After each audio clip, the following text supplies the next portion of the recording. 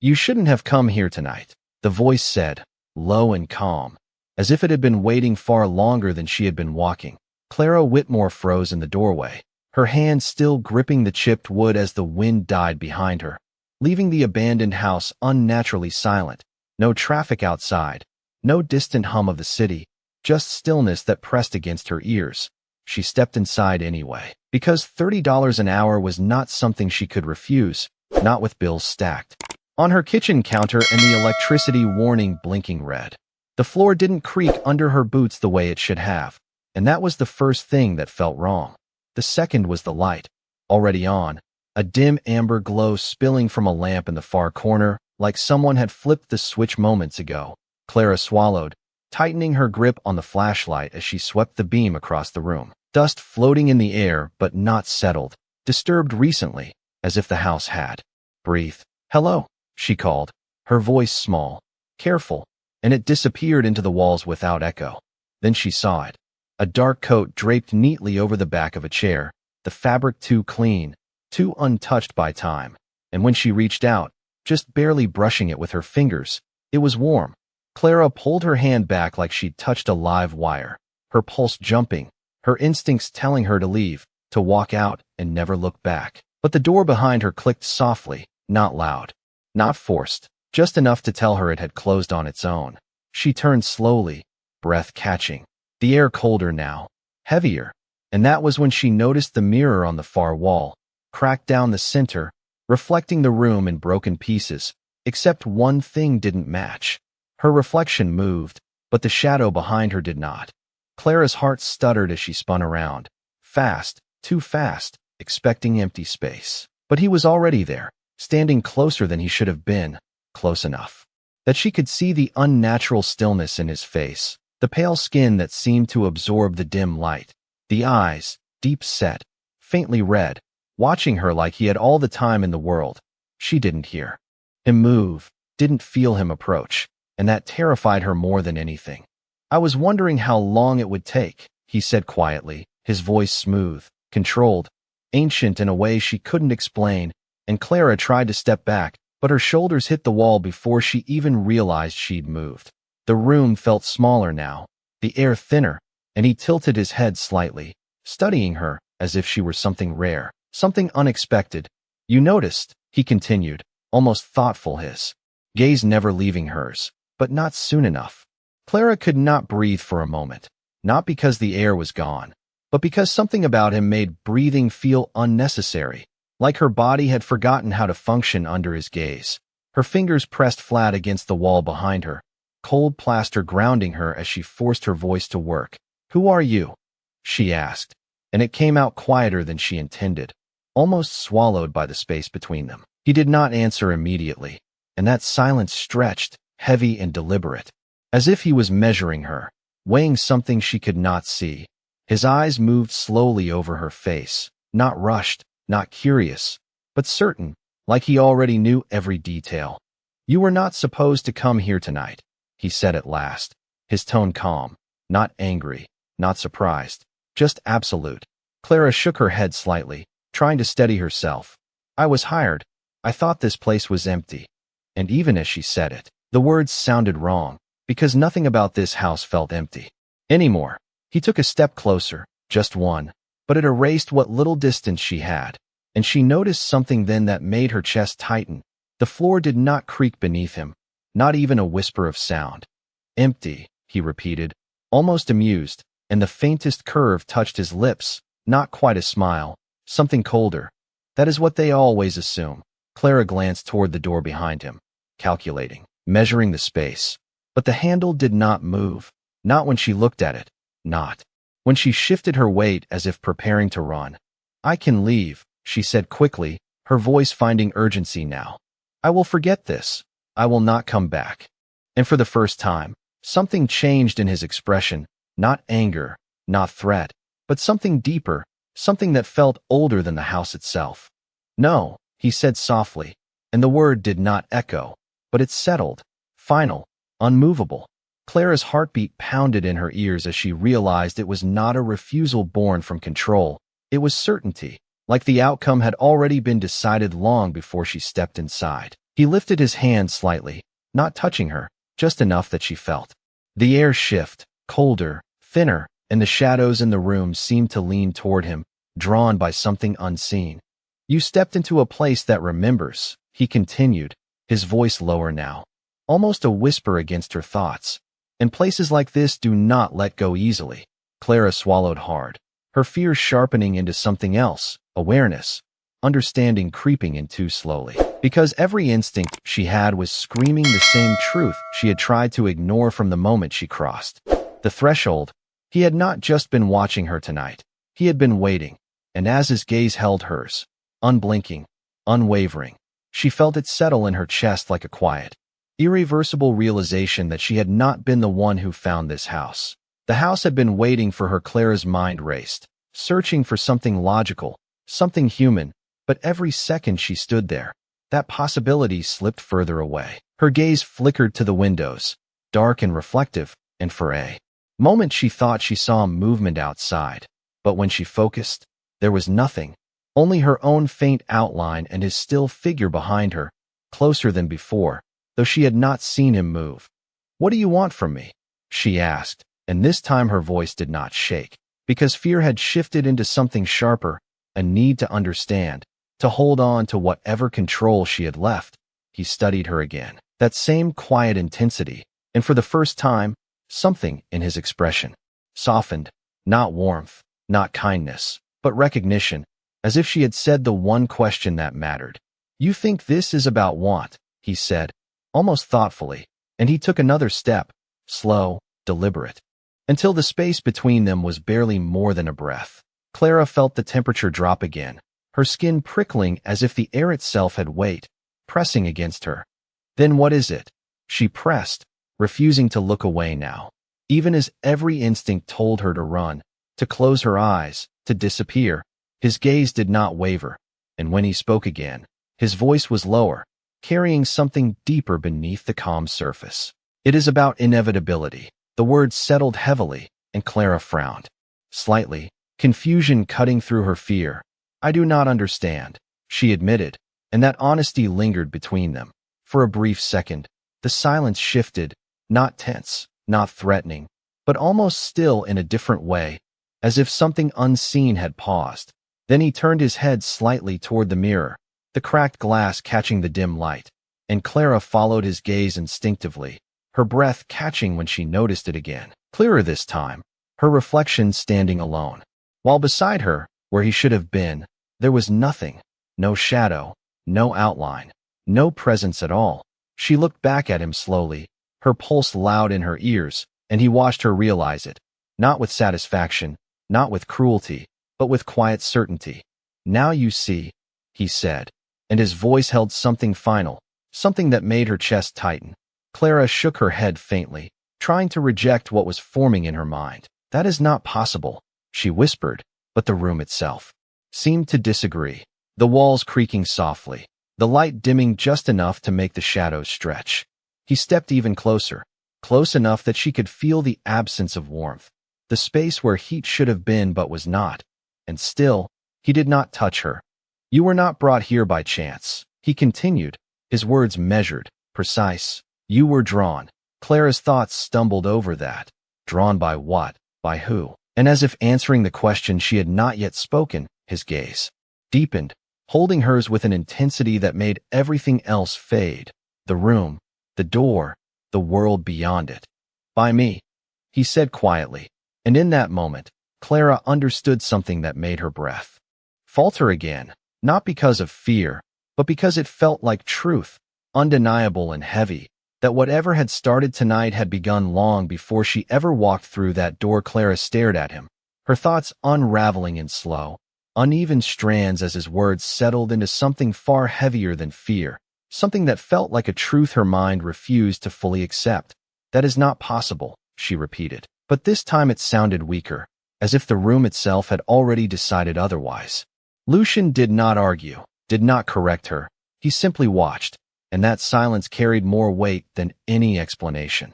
The lamp in the corner flickered again, the light dimming for a fraction of a second before returning, and in that brief darkness, Clara felt it, the shift, like the house itself had exhaled. When the light steadied, he had not moved, yet somehow he felt closer, more present, as if the space between them had folded inward. "You felt it when you stepped inside," he said, quietly, his voice threading through her thoughts. "The difference?" Clara hesitated, then nodded before she could stop herself, remembering the way the air had changed, the way the silence had pressed against her ears. "That was not fear," he continued. "That was recognition." The word echoed in her mind. Recognition of what? Of him, of this place, and a faint memory flickered at the edge of her thoughts, something distant, something she could not fully grasp. She shook her head, trying to push it away. "I have never been here before," she said, more firmly now, needing that to be true. Lucian tilted his head slightly, studying her with that same unreadable expression, and for a moment, something almost like patience appeared in his gaze. "Not like this," he replied, and the way he said it made her chest tighten again, because it suggested something she did not understand, something beyond a single moment, beyond a single night. Clara's fingers curled slightly against the wall as she tried to steady herself, her mind racing through every logical explanation, every possible reason she could be standing here, but none of them fit, none of them explained him or the way the house seemed to respond to his presence. "Then explain it," she said, her voice quieter now, not demanding, but searching. "Because I do not understand what you are saying." The silence returned, stretching between them, and for a moment she thought he would not answer, that he would leave her in that uncertainty.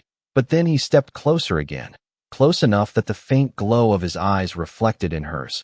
"Understanding comes slowly," he said, his tone softer now, but no less certain, especially when it has been buried for so long.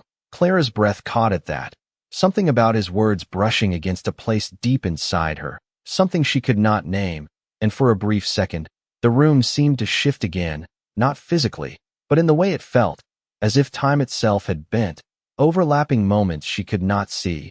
She blinked, trying to focus, trying to stay present, but the edges of her awareness blurred, just slightly, just enough to make her question what was real. "You are remembering," Lucian murmured, and his voice was closer now, almost a whisper against her thoughts. "Even if you do not realize it yet." Clara's heart pounded harder, not from fear this time, but from something else, something deeper, and as she looked at him, really looked at him, she felt it again, that unsettling sense that this was not the first time their paths had crossed, that somewhere, somehow, this moment had already begun long before she ever stepped into the house, and the realization settled over her like a quiet, inescapable truth that she had not just been watched tonight. She had been found again. Clara's breath came slower now, but heavier, like each inhale carried more than air, as if something unseen pressed against her from every side. She shook her head again, not in denial this time, but in resistance, because whatever was unfolding felt too large, too impossible to accept all at once. "No," she whispered, her voice steadier than before. "I would remember something like this." Lucian did not move, but his gaze sharpened slightly, not with force, but with certainty, as if he had expected that answer. "You remember pieces," he said quietly, "just not in the way you think." Clara's brow tightened, confusion mixing with a growing tension in her chest, because there was something there, something faint and distant, like a sound heard through walls, just out of reach. She pressed her fingers to her temple instinctively, as if that might steady the feeling, but it only made it clearer, a flicker of something unfamiliar yet strangely familiar at the same time. The room dimmed again, not fully, just enough to blur the edges of things, and for a moment, she thought she saw movement beyond him, shapes that did not belong to the present, like shadows layered over shadows. She blinked hard, trying to focus, but the sensation lingered. "What did you do to me?"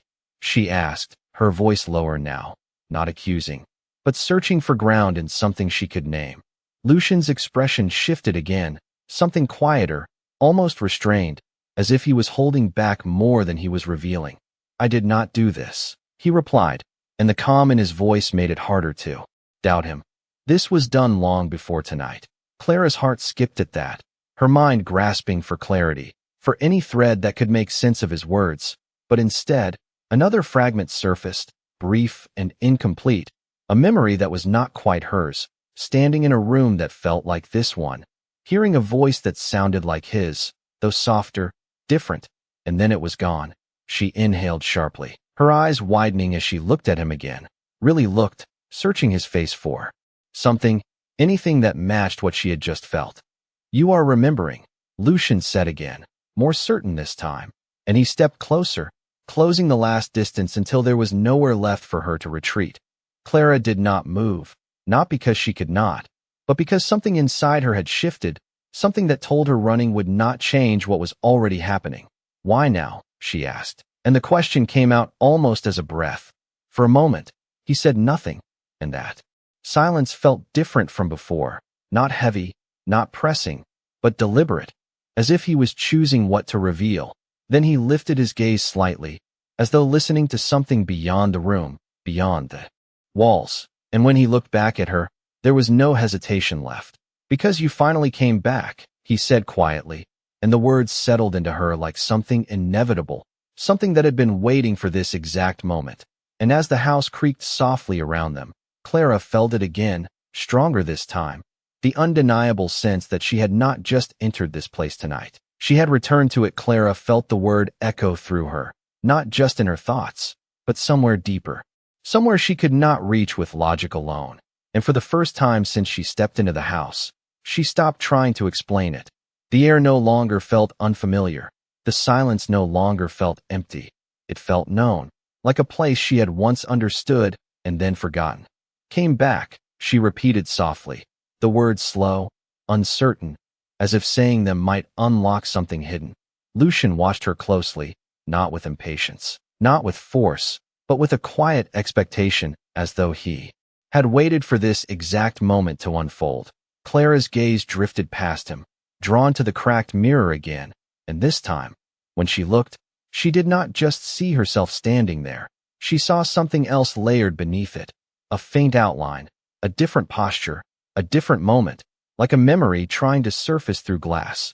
She stepped forward without realizing it, her hand lifting slightly as if to touch the reflection. And the moment her fingers brushed the cold surface, the room shifted, not violently, not abruptly, but subtly, like the air itself had changed direction.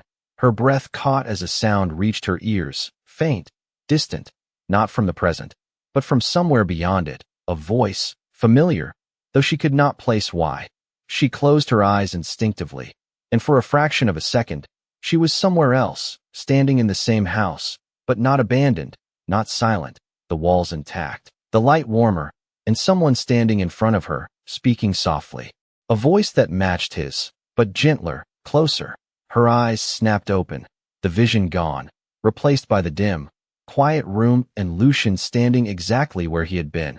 Her chest rose sharply as she stepped back, her mind struggling to keep up with what she had just felt. "I saw something," she said, her voice barely above a whisper, but steadier than before, because now there was something real, something she could not dismiss. Lucian inclined his head slightly, not surprised, not questioning, just acknowledging, as if this was expected. "You are remembering more clearly now," he said, and there was something different in his tone. Not just certainty, but something closer to relief, though it was restrained, controlled beneath layers of time. Clara shook her head faintly, trying to hold onto the fragments, but they slipped through her thoughts like water, impossible to grasp fully. "What was that?" she asked, and this time there was no fear in her voice, only a quiet urgency. Lucian stepped closer again, stopping just short of touching her, his presence steady, unwavering, and when he spoke, his voice was lower, more deliberate, as if each word carried weight.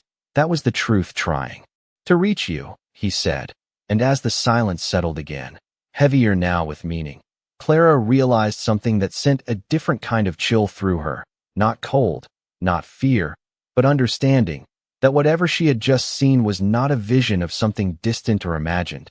It was a memory waiting to be reclaimed, and the closer she moved toward it, the harder it would be to return to who she had been before stepping into this house. Clara stood still, her hand slowly lowering from the mirror as the last trace of that memory faded. But the feeling it left behind did not disappear. It stayed, lingering in her chest like something unfinished. The house seemed quieter now, not empty, but listening, as if every wall, every shadow was waiting for her to understand. She turned back to Lucian, her eyes searching his face with a new intensity, no longer just afraid, but aware, and that awareness changed everything. If that was a memory, she said slowly, choosing each word with care, then I was here before, with you. And even saying it out loud made something inside her shift, like a locked door rattling faintly. Lucian did not deny it, did not correct her, he simply met her gaze. And that silence confirmed more than any answer could. Clara's breath steadied as pieces began to align, not clearly, not completely, but enough to form a shape she could not ignore. Why can I not remember all of it? She asked, her voice quieter now, but stronger, because this was no longer about fear, it was about truth. Lucian's expression darkened slightly, not with anger, but with something heavier, something that carried the weight of time.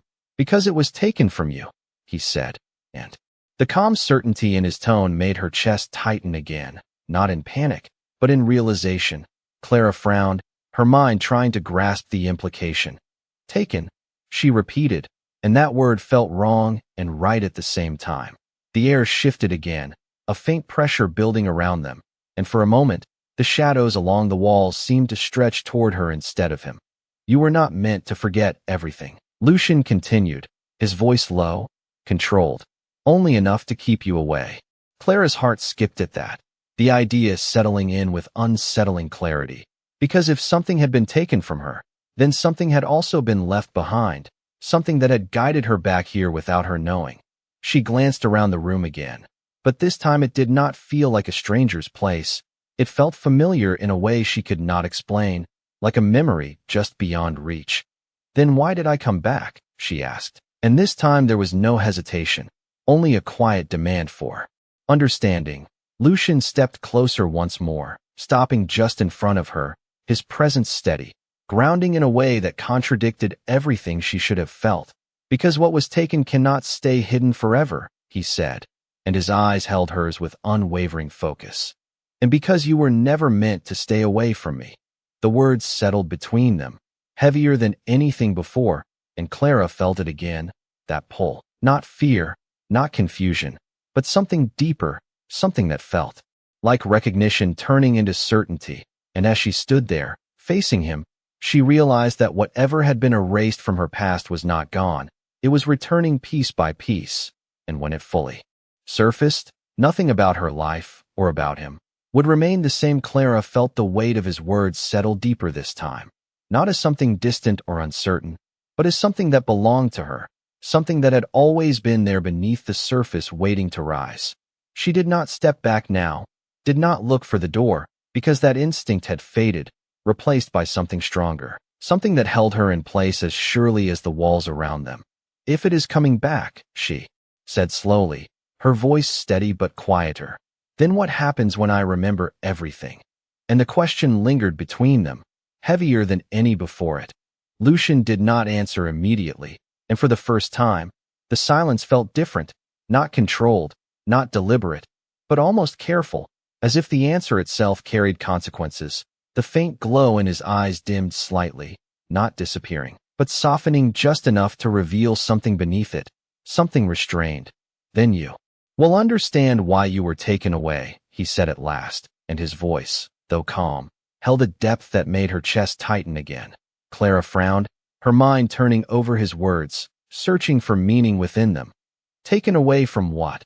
She asked, and there was a quiet urgency in her tone now, because she could feel the truth getting closer, like a storm just beyond the horizon. Lucian's gaze did not waver, but something in it shifted, something that felt like memory rather than observation, and for a brief moment, Clara saw it. Not clearly, not fully, but enough to recognize it, the echo of something they had shared. From a choice, he said, and the way he spoke those words made them feel heavier than they should have been, as if that choice had shaped everything that followed. Clara's breath caught slightly, because the word did not feel foreign, it felt familiar, like something she had once held and then lost. What kind of choice? She pressed, her voice softer. Now, almost a whisper, as if speaking too loudly might break whatever fragile connection was forming. Lucian stepped closer again, stopping just inches away, and this time, the absence of warmth between them felt different, not empty, but filled with something she could not name. One that changed both of us, he said quietly, and his eyes held hers with an intensity that made everything else fade once more. The room, the house, the world beyond it. Clara felt her heartbeat slow, not from calm, but from focus, because something inside her was beginning to align, pieces shifting into place even if she could not yet see the full picture. The air around them seemed to still completely, as if the house itself was waiting. And in that silence, she realized something that made her chest tighten in a different way, not with fear, but with certainty, that whatever she had forgotten had not just been taken to protect her. It had been taken because remembering it would change everything again. And as she looked at him, standing so close, so still, she felt it clearly for the first time, that the past between them was not something distant or lost. It was something unfinished, something that had been paused, and now, finally, it was beginning to move again. Clara did not look away this time, even as the weight of everything settled around her, because something inside her had shifted beyond fear, beyond doubt, into something steadier, something that felt like truth waiting to be fully seen. The house no longer felt like a trap, it felt like a threshold, and she was already standing too far inside to turn back. Then tell me, she said quietly, her voice calm in a way she did not recognize. What was the choice? And the question did not tremble, it held. Lucian remained still for a moment, his gaze locked onto hers, and for the first time, there was something unguarded beneath it, something that had been held back until now. The silence stretched, but it did not feel empty. It felt like something building, something inevitable. Then he lifted his hand slowly, not touching her, just raising it between them. And the air seemed to shift again, deeper this time, more focused, as if the space itself was responding to him. Clara felt it immediately, a pull not on her body, but on her thoughts, on the fragments that had been circling just out of reach. The room dimmed slightly, the shadows along the walls drawing inward, and for a brief moment, the present blurred again. She saw it clearer this time, not just a glimpse, but a moment unfolding, herself standing in this same space, facing him, but everything was different. The house intact, the light warmer, and her voice, her own voice, speaking words she could not hear, yet somehow understood. Her chest tightened as the feeling hit her, not fear, not confusion, but something deeper, something that felt like loss and certainty at the same time. Her eyes snapped back to the present, locking onto his, and she knew, without needing to be told, that she had stood here before and made a decision that had changed everything. I chose to leave, she whispered, the words forming before she could stop them, and the moment they were spoken, the air stilled completely, as if the house itself had been waiting for her to say them. Lucian's expression shifted, not with surprise, but with recognition, and something else beneath it, something that had been held in place for a very long time. Yes, he said quietly, and his voice carried a weight that made her chest tighten again. You chose to walk away. Clara swallowed, her thoughts racing as the realization settled deeper, because leaving had not been random, it had been intentional, it had been necessary, and yet it had not been final. Then why am I back? She asked, and this time the question was not filled with fear, but with something closer to resolve. Lucian stepped closer one last time, stopping just in front of her, his presence steady, unwavering, and when he spoke, his voice was softer, but no less certain. Because that choice was never meant to be the end, he said, and his eyes held hers with an intensity that left no space for doubt. It was only meant to delay what was always going to find you again. Clara felt it then, fully, not just as a thought, but as something undeniable, that whatever she had tried to leave behind had never truly let her go. And as the silence settled around them, deeper and more final than before, she realized that this time, there would be